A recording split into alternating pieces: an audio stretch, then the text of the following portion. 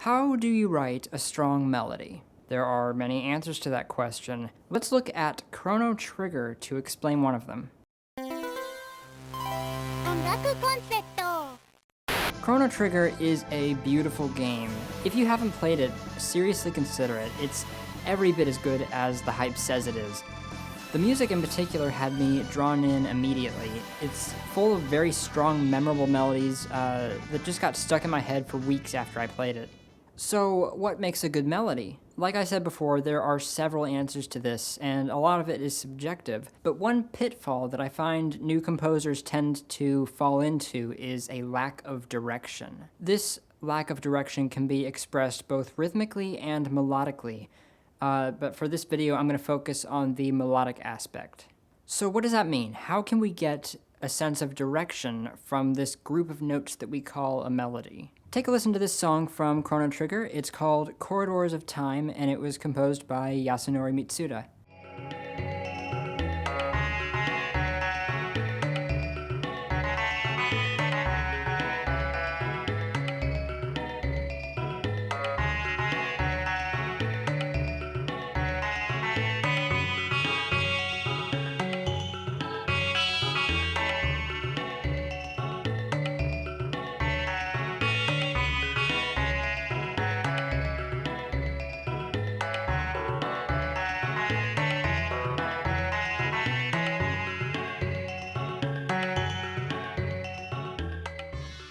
I'm going to play the first 4 bars, actually, and I want you to just listen to it. Don't look for anything specific, just listen.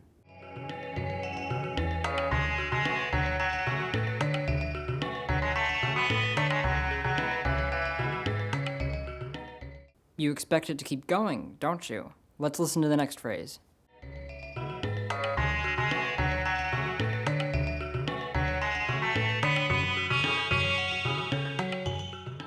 Again, it leaves you hanging.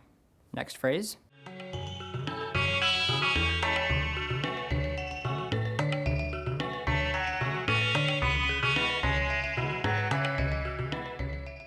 You get the idea. Last 4 bars.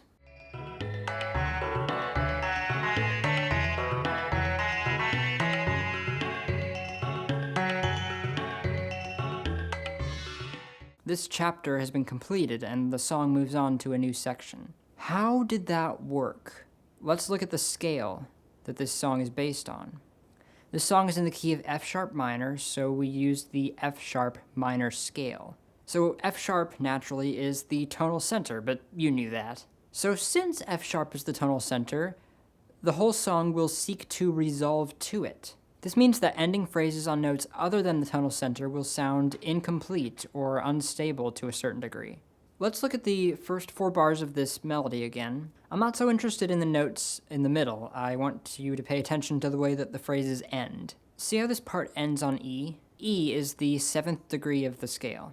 Being the last note of the scale before it returns to the tonal center, E has a lot of pull towards F sharp.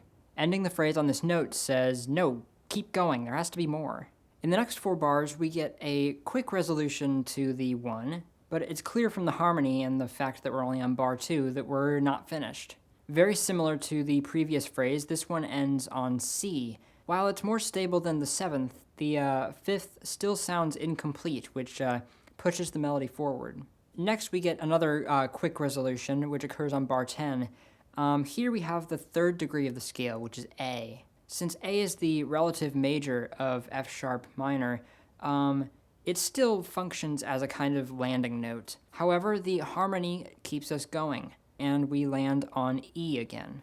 Songs in common time have a tendency to be grouped in bars in multiples of 4. So as we approach the last 4 bars of the melody to round it out to 16 bars, we can expect it to wrap up fairly soon. Climbing up the 6 and 7 chords, we resolve to the 1 chord, where the melody is delayed a bit by a G sharp before finally resolving down to F sharp. The melody and this section of the song come to a close. So to sum things up, in order to give your melodies direction, you need tension and resolution. Just as with chord progressions, avoiding the tonal center keeps things moving forward. Resolving on the tonal center brings rest to your ear. This needs to be used in conjunction with rhythm to have the greatest effect. pausing or using long notes to emphasize the scale degree in question. This only scratches the surface of melody writing, but I hope it gives you some guidance as to what to do when you're working on your next song. If you have any questions, you can let me know in the comments or email me at ongakuconcept@gmail.com.